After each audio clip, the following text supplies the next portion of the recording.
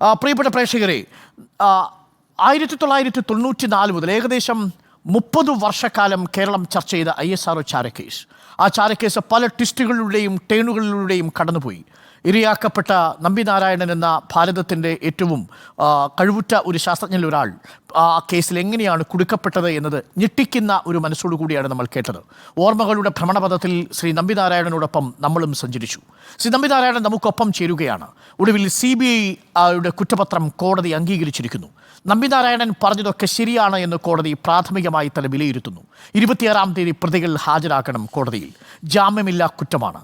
അന്ന് തന്നെ ഒരുപക്ഷെ വിജയനെയും സിബി തോമസ് അടക്കമുള്ളവരെയും ജോഷുവ അടക്കമുള്ളവരെയും അറസ്റ്റ് ചെയ്യാനുള്ള സാധ്യതയുണ്ട്, ജയിലിലേക്ക് പോകാനുള്ള സാധ്യതയുമുണ്ട്. ശ്രീ നമ്പിനാരായണൻ നമുക്കൊപ്പം ചേരുന്നു തത്സമയം. ശ്രീ നമ്പിനാരായണൻ, നമസ്കാരം. Very good morning. നമസ്കാരം. Good morning Arun. How are you? Fine, doing well. ചാനലൊന്നും മാറിയെങ്കിലും വിഷയം മാറിയിട്ടില്ല. അന്ന് നമ്മൾ ചർച്ച ചെയ്ത് പോകുമ്പോൾ നമ്മൾ വലിയ പ്രതീക്ഷ പ്രകടിപ്പിച്ചാണ് പോയത്. ഇതിൽ കുറ്റക്കാരെ എല്ലാം നിയമത്തിന് മുന്നിൽ കൊണ്ടുവരാൻ അന്വേഷണ സംഘത്തിന് കഴിയട്ടെ എന്ന്. ആ പ്രതീക്ഷ പോലെ തന്നെ സംഭവിച്ചിരിക്കുന്നു. ശ്രീ നമ്പിനാരായണൻ, ജൂലൈ 26-ാം തീയതി അങ്ങയെ പീഡിപ്പിച്ചവരെല്ലാവരും കോടതിക്ക് മുമ്പിൽ ആ പ്രതിക്കൂട്ടിൽ കയറി നിൽക്കാൻ പോവുകയാണ്. കുറ്റപത്രം കോടതി അംഗീകരിച്ചിരിക്കുന്നു. എന്ത് തോന്നുന്നു ശ്രീ നമ്പിനാരായണൻ?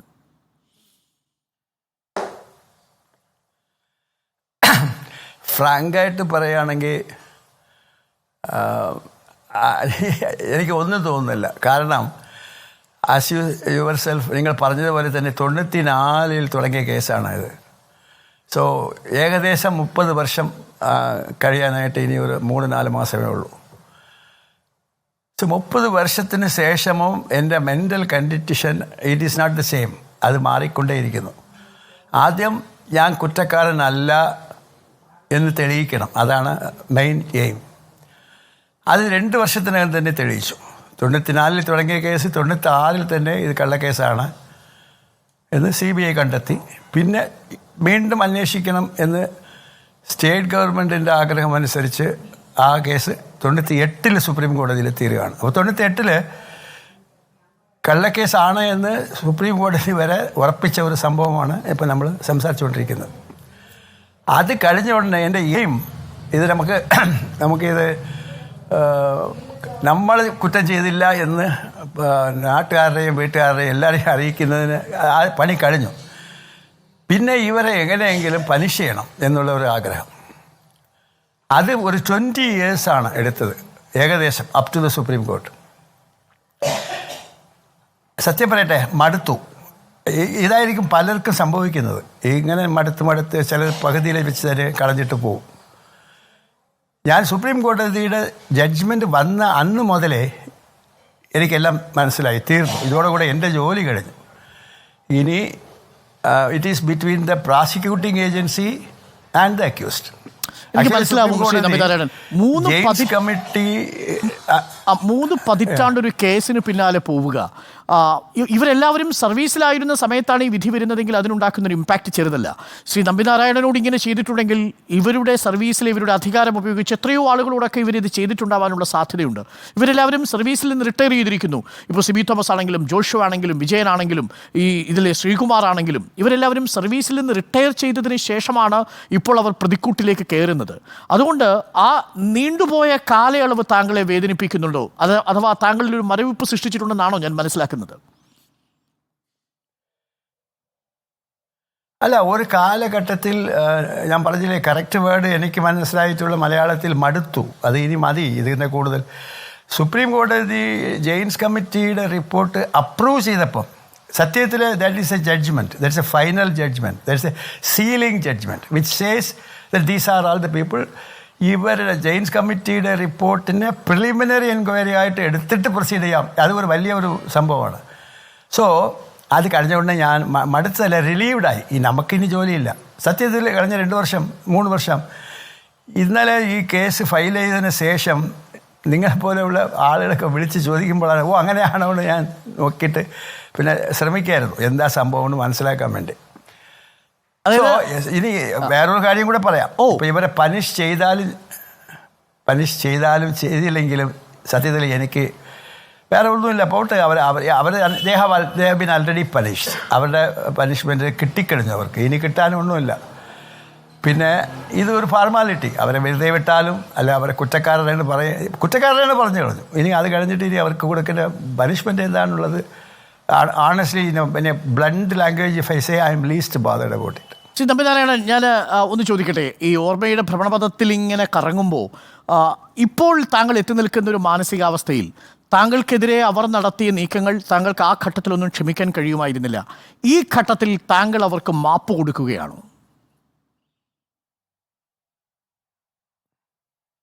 സത്യത്തിൽ ഞാൻ പറഞ്ഞതിൻ്റെ അർത്ഥം അതാണ്. മാപ്പ് കൊടുക്കുകയാണ് എന്നുള്ള വാക്ക് ശരിയാണോ എന്ന് എനിക്കറിയില്ല. ഞാൻ മറക്കാൻ ശ്രമിക്കുന്നു. ഇന്നലെ നമ്മളെ ഒരു തമിഴ് ലാംഗ്വേജിലേക്ക് നമ്മുടെ ബുക്കിനെ അവിടെ റിലീസ് ചെയ്യായിരുന്നു ചെന്നൈയിലായിരുന്നു. Okay. I was becoming, I won't say that I am a സന്യാസിയുണ്ടോ ജ്ഞാനിയുണ്ടോ അങ്ങനെ പറയില്ല. പക്ഷേ എനിക്ക് മറക്കാനുള്ള ശ്രമങ്ങളാണ്. I think it will be very difficult for anybody to remember those days 30 years back. അവിടെ നിൽക്കുന്നതും അവർ തല്ലുന്നതും അവരുടെ ചീത്തവിളി കേൾക്കുന്നതും നാട്ടുകാരുടെ എല്ലാവരും ചേർന്ന് BDI is against me, state government is against me, central government is against me, society is against me. ആ കാലഘട്ടങ്ങൾ ഓർക്കാൻ ആർക്കും ആഗ്രഹം കാണില്ല. എനിക്ക് ആ ആഗ്രഹമില്ല. അപ്പോൾ ഇന്നലെ ആ മീറ്റിങ്ങിന് ഇടയ്ക്ക് അവർ സംസാരിച്ചുകൊണ്ടിരിക്കുന്ന ചില കാര്യങ്ങൾ എടുത്ത് പറയാൻ തുടങ്ങിയപ്പം ഐ ബിക്കം എമോഷണൽ. അപ്പോൾ അതുകൊണ്ട് മാത്രമാണ് ഞാനിതിനെ ഓർക്കാൻ ശ്രമിക്കാത്തത്. ഓർമ്മകളുടെ ഭ്രമണപഥം കഴിഞ്ഞു, ഇനി ഓർക്കാതിരിക്കാനുള്ള ഇതാണ് ഞാൻ ചെയ്യുന്നത്. പക്ഷേ anyway I think it is right to on your side. നിങ്ങൾ ചോദിക്കുന്നത് ശരിയാണ്. എന്താണ് എന്നുള്ളത് മനസ്സിലാക്കാനും അത് ജനങ്ങളെ അറിയിക്കാനുമുള്ള ഒരു അറ്റംപ്റ്റാണ് നിങ്ങൾ നടത്തുന്നു. നല്ലതാണ്. എനിക്ക് I am happy about it. അതായത് താങ്കളെ അതിക്രൂരമായി വേദനിപ്പിച്ച ഒരുപക്ഷെ ഈ സമൂഹത്തിൽ ഞങ്ങളിൽപ്പെട്ട ചിലരെങ്കിലും അങ്ങേക്കെതിരെ നിലപാടെടുത്തിരുന്നു. ഞങ്ങളിൽ തന്നെ പെട്ട ഞങ്ങളുടെ ഗുരുസ്ഥാനീയനായ TNG അടക്കമുള്ളവരാണ് ഈ വാർത്തയുടെ ഇടപെടലിലൂടെ സത്യത്തിൻ്റെ കണികയും വെളിച്ചവും പുറത്തു കൊണ്ടുവന്നത്. അപ്പോൾ അതുകൊണ്ട് തന്നെ ഞങ്ങളെ സംബന്ധിച്ചിടത്തോളം അതിനകത്തൊരു കുറ്റബോധത്തിൻ്റെ എലമെൻ്റ് കൂടിയുണ്ട് ഒരു മാധ്യമപ്രവർത്തകൻ എന്ന നിലയിൽ. അപ്പോൾ താങ്കൾ ഈ ഘട്ടത്തിൽ നിൽക്കുമ്പോൾ കുറ്റപത്രം കോടതിയിൽ എത്തിക്കഴിഞ്ഞു. ഈ താങ്കളെ ശിക്ഷിച്ചവർ, താങ്കളെ പീഡിപ്പിച്ചവരൊക്കെ ശിക്ഷിക്കപ്പെടാനുള്ള സാധ്യതയും മുന്നിൽ നിൽക്കുന്നു. അത് നിയമപരമായി മുന്നോട്ട് പോയിക്കോളും. പക്ഷേ വ്യക്തിപരമായി ഈ ജോഷുവയുടെ അടുത്ത്, ശ്രീകുമാറിനോട്, വിജയനോട്, ഇവരോടൊക്കെ താങ്കൾക്ക് എന്താണ് പറയാനുള്ളത്? അല്ലെങ്കിൽ അവരുടെ കുടുംബം ഇതൊരു പക്ഷേ കണ്ടുകൊണ്ടിരിക്കുന്നുണ്ടെങ്കിൽ അവരെന്തായാലും ശിക്ഷ അനുഭവിച്ച മതിയാവോ? അത് നിയമത്തിൻ്റെ കാര്യമാണ്. താങ്കൾ വെറുതെ വിട്ടാലും നിയമം വെറുതെ വിടില്ല. പക്ഷേ താങ്കൾക്കിപ്പോൾ അവരോട് എന്താണുള്ളത്? അരുൺ, നല്ല ഒരു ചോദ്യമാണ്. ഒരു മെച്വേർഡ് ജേർണലിസ്റ്റിൻ്റെ അതേ കാര്യം നിങ്ങൾ പല രീതിയിൽ ട്വിസ്റ്റ് ചെയ്ത് ചോദിക്കുകയാണ്. I am happy. ഞാൻ പറയാം, നല്ല ചോദ്യമാണ്. ആക്ച്വലി ഇതിനകത്ത് ഒരു കുറ്റക്കാരൻ്റെ പേര് പോലും എനിക്ക് ഒരു സമയത്തിൽ അറിഞ്ഞിട്ടില്ല. പിന്നീടാണ് ഞാൻ ഓരോരുത്തരായിട്ട് മനസ്സിലാക്കുന്നത്. അതിനകത്ത് ഒരു കുറ്റക്കാരൻ്റെ പേര് ഞാൻ അറിഞ്ഞപ്പോൾ അത് രജിസ്റ്ററായി. അപ്പോൾ ഞാൻ എല്ലാ റിവ്യൂവിലും മീറ്റിങ്ങിലും അങ്ങയുടെ പേര് പറഞ്ഞ് എന്തുകൊണ്ടാണ് പറയുന്നതെന്ന് വെച്ചാൽ, അപ്പോൾ എന്നോട് ചോദിച്ചു ഒരാൾ, എന്തുകൊണ്ടാണ് നിങ്ങൾ? അപ്പോൾ ഞാൻ പറഞ്ഞു, ആ മനുഷ്യൻ ജീവിച്ചിരിപ്പുണ്ടല്ലോ, എന്നെ മാക്സിമം ചീത്ത വിളിച്ച ഒരാൾ. ആ മനുഷ്യൻ്റെ കുട്ടികളുണ്ടാവും, കുട്ടികളുടെ കുട്ടികളുണ്ടാവും, അമ്മ ഉണ്ടാവും, സഹോദരി ഉണ്ടാവും. അവർക്ക് അറിയണം ഈ മനുഷ്യൻ ഇന്നാറാണ് എന്ന്. അങ്ങേർക്ക് എന്തെങ്കിലും എന്നെക്കുറിച്ച് പറയണമെങ്കിൽ ഡാമേജ് ഫുഡുമായിട്ട് പറയട്ടെ, I'm willing to face them. ഞാൻ എന്തുകൊണ്ടാണ് ഇത് പറയുന്നത് വെച്ചാൽ, അതൊരു മെൻ്റൽ കണ്ടീഷനായിരുന്നു ആ സമയം. ഇപ്പം നിങ്ങളുടെ ചോദ്യത്തിന് മറുപടി ഞാൻ പറയാം. സത്യത്തിൽ ഇനി മേലാൽ നിങ്ങൾക്കൊരു സന്ദർഭം കിട്ടുമെന്ന് തോന്നുന്നില്ല, കാരണം നിങ്ങളൊക്കെ റിട്ടയർഡായി. നിങ്ങളുടെ സഹപ്രവർത്തകരോട് നിങ്ങൾ പറയേണ്ട ഒരു കാര്യം, മനുഷ്യനെ മനുഷ്യനായിട്ട് ട്രീറ്റ് ചെയ്യാനായിട്ട് ഇവർ പഠിക്കണം. മനുഷ്യൻ മാത്രമല്ല, അതിനകത്ത് വേറൊരു കാര്യങ്ങളുമുണ്ട്. നമ്മൾ നിയമങ്ങളാണ്, ഇവിടുത്തെ നിയമങ്ങളാണ്. Constitution of India guarantees you certain things, personal liberty. ആ ഗ്യാരണ്ടിയുടെ വിലയല്ല ഇവർ കൊടുത്തത്. വില ഒരു 5 കാശിൻ്റെ വില കൊടുത്ത്, 5 കാശിൻ്റെ വില കൊടുക്കാത്തത് കൊണ്ടാണ് പിന്നെ 1.5 കോടി രൂപ എനിക്ക് തരേണ്ടി വന്നവർ.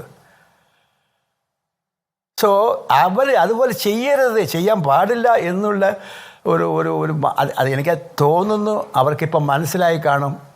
കാരണം ഈ കോടതിയുടെ ജഡ്ജ്മെൻറ്റ്, സുപ്രീം കോടതിയുടെ judgment left and right quote ചെയ്യുകയാണ്.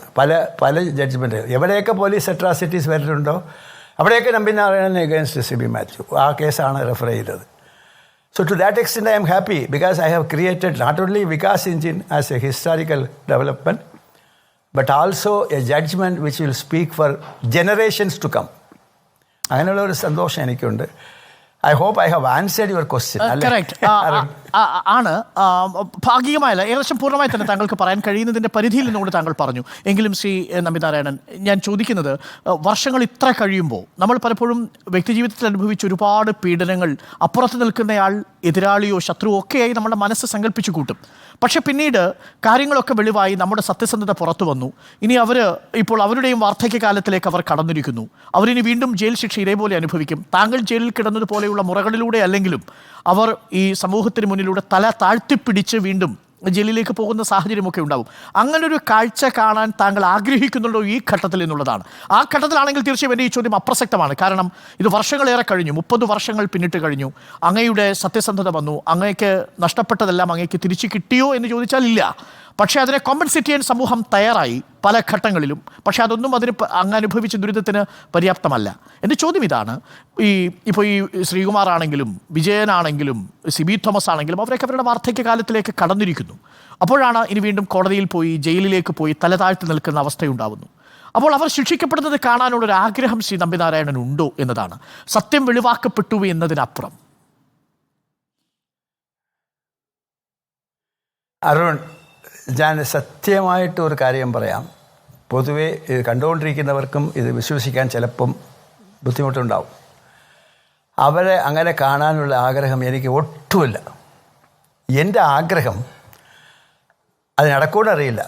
അവർ പറയേണ്ടത്, ഞങ്ങൾക്ക് ഒരു മിനിമം അവർ അബദ്ധം പറ്റി, ദയവേത് യു ജസ്റ്റ് ഗിവ് മീ, ഈ അപ്പോളജി ഉണ്ടല്ലോ, അത് എനിക്ക് മോർ ദൻ സഫിഷ്യൻറ്റ്.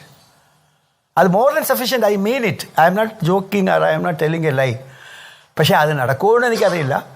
പക്ഷേ നിങ്ങൾ പറഞ്ഞതുപോലെ എനിക്ക് ഈ പ്രശ്നം വരുമ്പോൾ എൻ്റെ വയസ്സ് 53, ഇന്ന് അവരുടെ വയസ്സ് 73. ആ വ്യത്യാസം വലിയ വ്യത്യാസമാണ്. ഞാൻ അനുഭവിച്ച അത്രയും അവർ അനുഭവിച്ചില്ലെങ്കിലും അനുഭവിക്കാൻ പോകുന്നില്ലെങ്കിലും നിങ്ങൾ പറഞ്ഞതുപോലെ തല താഴ്ത്തി മാനം കെട്ട് അവിടെ പോയി നിൽക്കണ്ടേ? അതൊരു ഒരു പനിഷ്മെൻ്റ് അല്ലേ? അതൊരു പനിഷ്മെൻ്റാണ്. സോ അതുകൊണ്ട് ഞാൻ സത്യമായിട്ട് പറയുകയാണ്, അവരെ ജയിലിലാക്കണമെന്നോ അവരെ എനിക്ക് അത് നിങ്ങൾ മനസ്സിലാക്കണമെങ്കിൽ ഒരേ ഒരു കാര്യം മനസ്സിലാക്കണം. ഞാൻ ജയിച്ചിരിക്കുന്ന ഒരു പാർട്ടിയാണ്. എന്തിനാ ജയിച്ചത്? ഞാൻ ജയിച്ചത് ഒരേ ഒരു goal. The goal was to expose those people who have done this crime. അത് ഞാൻ ചെയ്ത് കഴിഞ്ഞു. ഇനി അതിനെ കൂടുതൽ എനിക്ക് എന്താ ആവശ്യമില്ല, ഒന്നുമില്ല. എൻ്റെ പ്രായം കൊണ്ടായിരിക്കും, എനിക്ക് നല്ല പ്രായമായി. വേറൊരു കാര്യം പറയട്ടെ, ഇത്രയും അനുഭവിച്ച ഒരാൾ സാധാരണഗതിയിൽ അങ്ങനെ മരിച്ചതിന് ശേഷമാണ് ഇതിൻ്റെ റിസൾട്ടൊക്കെ വരുന്നത്. അങ്ങനെയുള്ള സിറ്റുവേഷനാണ് നമ്മുടെ. പക്ഷേ ഞാൻ ജീവിച്ചിരിക്കുമ്പോൾ തന്നെ അങ്ങനെ ഒരു സിറ്റുവേഷൻ വരുന്നത് തന്നെ ഒരു ഭാഗ്യമല്ലേ? So I am very happy about the whole outcome. പക്ഷേ ഐ മീൻ ഇറ്റ്. നിങ്ങളത് വിശ്വസിക്കുക എന്ന് ഞാൻ റിക്വസ്റ്റ് ചെയ്യുകയാണ്. പിന്നെ ബാക്കിയുള്ള കാര്യം നിയമത്തിൻ്റെ വഴിക്ക് നടക്കട്ടെ. That's A usual thing. അത് നടക്കും. Thank you Shri Nambi Narayanan. വളരെ വൈകാരികമായാണ് എനിക്കത് ഫീൽ ചെയ്യുന്നത്. എനിക്ക് അത് ഫീൽ ചെയ്യുന്നുണ്ട് താങ്കൾ പറയുന്നത്. കാരണം 83 വയസ്സുള്ള ഒരു ഘട്ടത്തിൽ പ്രതികാരത്തിൻ്റെ എല്ലാ ഭാഷയും വിട്ട് അങ്ങ് അവരോട് ക്ഷമിക്കുകയാണ്. അവരനുഭവിക്കാനുള്ളതൊക്കെ അനുഭവിച്ചു. പക്ഷേ താങ്കൾ അവരുടെ അവസ്ഥ കൂടി മനസ്സിലാക്കുന്നു എന്നുള്ളത് അതൊരു ഗ്രേറ്റ് ലെസണാണ്. തീർച്ചയായും അങ്ങ് അനുഭവിച്ചതിനൊന്നും പര്യാപ്തമല്ല അങ്ങേക്ക് ലഭിച്ച തുകയോ ഞങ്ങൾ പിന്നീട് തുടർച്ചയായി അങ്ങയെ അതിഥിയായി വിളിച്ചതോ ഒന്നും ആ ഘട്ടത്തിൽ അനുഭവിച്ചതിന് പകരമാവില്ല. പക്ഷെ അങ്ങ് അവരുടെ ശിക്ഷ നടപ്പാക്കി കാണാൻ ആഗ്രഹിക്കുന്നില്ല. ഇനി അതെല്ലാം അപ്രസക്തമാണ് എന്നത് ഒരു വലിയ പാഠമാണ്. തീർച്ചയായും ഞങ്ങളിത് പ്രേക്ഷകരിലേക്ക് എത്തിച്ചുകൊണ്ടേയിരിക്കും. കാരണം ഇത് പുറത്ത് സമൂഹം അറിയേണ്ടതാണ്. ഈ കുറ്റകൃത്യങ്ങളല്ലെങ്കിലും മറ്റേത് തരത്തിലും. ശ്രീ നമ്പിനാരായണൻ, അങ്ങേക്ക് എന്തോ പറയാനുണ്ട്? അരുൺ, ഒരേ ഒരു കാര്യം, ഈ ഓപ്പർച്യൂണിറ്റി ഞാൻ യൂസ് ചെയ്യാൻ ആഗ്രഹിക്കുന്നത്, ഞാൻ കുറ്റക്കാരനാണ് എന്ന് എല്ലാവരെയും വിശ്വസിപ്പിച്ചുകൊണ്ടിരുന്ന ഒരു മാധ്യമത്തിൻ്റെ എല്ലാ മാധ്യമങ്ങളും ഒറ്റ ഒരു മനുഷ്യൻ, അതായത് മിസ്റ്റർ ടി.എൻ. ഗോപകുമാർ, അങ്ങേരെ പോലെ ഞാൻ വിശ്വസിച്ചില്ല. ഞാൻ അങ്ങേരെ അടുത്ത് പറഞ്ഞത്, നിങ്ങൾ one of the whole thing, ഞാൻ സംസാരിക്കില്ല. പക്ഷേ എന്നെ കൺവിൻസ് ചെയ്ത് എന്നെക്കൊണ്ട് സംസാരിപ്പിച്ച് ആ പ്രോഗ്രാം, കണ്ണാടി എന്നുള്ള ആ പ്രോഗ്രാം ആണ് ഇതിൻ്റെ ഔട്ട്ലുക്കിനെ കംപ്ലീറ്റ് മാറ്റിയെടുത്തത്. സോ എന്നും ഗോപകുമാരോട് എനിക്ക് കടപ്പാടുണ്ട്. അതിൻ്റെ കൂടെ തന്നെ കെ.എം. റായ്, ആനന്ദ പാർത്ഥസാരഥി, ഈ 3 പേരും among the entire community, they were clear that it is a കള്ളക്കേസ്. സോ അത് ഞാൻ റെക്കോർഡ് ചെയ്യാൻ ആഗ്രഹിക്കുന്നു. പിന്നെ എനിക്ക് നിങ്ങളെയും ഓർമ്മയുണ്ട്. പക്ഷേ അത് ഒരു ഡബിൾ ആസിലേഷൻസിൽ ഉണ്ടായിരുന്ന ഒരു ക്യാരക്ടറുകളാണ് പലതും. Thank you. സോ ഈ ഘട്ടത്തിലേക്ക് ഞാൻ അത് ഓർക്കുകയാണ്. Thank you. ഞങ്ങളുടെ ഗുരുവാണ് താങ്ക് യു സോ മച്ച്. ഈ പ്രഭാതത്തിൽ അങ്ങ് ഇത് അവസാനിപ്പിക്കുമ്പോൾ അതൊരു വലിയ യാത്രയാണ്. ആ യാത്രയിൽ ഞങ്ങൾക്ക് ഒരുപാട് വലിയ പാഠമാണ് ശ്രീ നമ്പിനാരായണൻ. ഒരിക്കലും ഞങ്ങളുടെ പുതിയ തലമുറ ചെയ്യാൻ പാടില്ലാത്ത വലിയ പാഠം, അങ്ങനൊരു വലിയ ലെസണാണ്. ആ അർത്ഥത്തിൽ ഞങ്ങൾ മാധ്യമപ്രവർത്തകരെ സംബന്ധിച്ചിടത്തോളം ഞങ്ങളുടെ ക്ലാസ്സുകളിലൊക്കെ നമ്മൾ അത് ആവർത്തിച്ചു പറയും. ഷുവർ, അതുണ്ടാവണം നിങ്ങളുടെ മനസ്സിലെന്ന്. Shri Nambi Narayanan, thank you, thanks a lot. വളരെ വൈകാരികമായിട്ടാണ് ഞാനതിനെ എടുക്കുന്നത്. അത് ഒപ്പം തന്നെ സമൂഹത്തിന് ഒരു വലിയ പാഠമായി തന്നെ നൽകുന്നു. Thank you Shri Nambi Narayanan, thanks a ലോട്ട്. പ്രിയപ്പെട്ടവരെ, ഇത് യഥാർത്ഥത്തിൽ നിങ്ങൾ വിശ്വസിക്കണമെന്നില്ല. ശ്രീ നമ്പിനാരായണൻ നമ്മളോട് ഈ കാര്യങ്ങൾ പറയുമ്പോൾ ജൂലൈ 26-ാം തീയതി ഈ പ്രതികളെല്ലാവരും തലയും കുമ്പിട്ട് CBIയുടെ കോടതിയിലേക്ക് പോയി നിൽക്കാൻ പോവുകയാണ്. ശ്രീ നമ്പിനാരായണൻ പറയുന്നു, അവരോട് ക്ഷമിച്ചു എന്നാണോ പറയേണ്ടതെന്ന് എനിക്കറിയില്ല, പക്ഷേ അവരങ്ങനെ പോയി നിൽക്കുന്നത് കാണാൻ ഞാൻ ആഗ്രഹിക്കുന്നില്ല എന്ന് പറയുമ്പോൾ ശ്രീ നമ്പിനാരായണൻ കഴിഞ്ഞ ഇത്രയും വർഷങ്ങളായി, 30 വർഷങ്ങളായി, 3 പതിറ്റാണ്ടായി ഒരു മനുഷ്യൻ അനുഭവിക്കാവുന്ന യാതനകളും കൊടിയ ദുരിതങ്ങളും അനുഭവിച്ചതിന് ശേഷം തന്നെ ആ നിലയിലാക്കിയവർ തലയും കുമ്പിട്ടിനി അവിടെ പോയി നിൽക്കുന്നത് കാണാൻ ഞാൻ ആഗ്രഹിക്കുന്നില്ല എന്ന് പറയുന്നതിലെ വിശാലത അത് ചെറുതല്ല, അത് വളരെ പ്രധാനപ്പെട്ടതാണ്. അത് ഇന്നത്തെ ഈ പ്രഭാത പരിപാടിയും മാത്രമല്ല, ഈ ഒരു മാധ്യമപ്രവർത്തകൻ എന്ന രീതിയിൽ അടുത്ത കാലത്ത് ഞാൻ നടത്തിയ അഭിമുഖങ്ങളിൽ ഏറ്റവും വൈകാരികമായി സ്പർശിച്ച ഒരു നിമിഷം കൂടിയാണ്. താങ്ക്സ് എ ലോട്ട് ശ്രീ നമ്പിനാരായണൻ. അങ്ങയോട് കടപ്പെട്ടിട്ടുണ്ട് ഞങ്ങളടക്കമുള്ള എല്ലാ മാധ്യമപ്രവർത്തകരും. Thanks a lot.